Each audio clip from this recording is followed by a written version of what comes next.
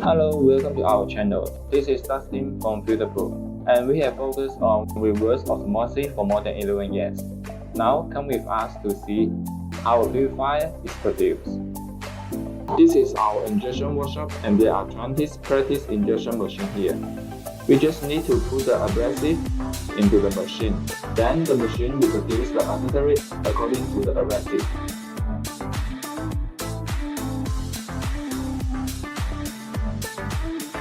You see, a moment later, some water balls, cylinder and the leaf will produce, and they will follow the conveyor belt to the first production line.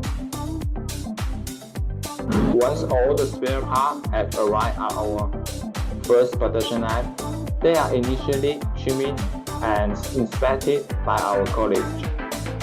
When the raw oil is done, we will transport the accessory to our second workshop, the filter workshop, and we will make a video of our filter workshop on next video.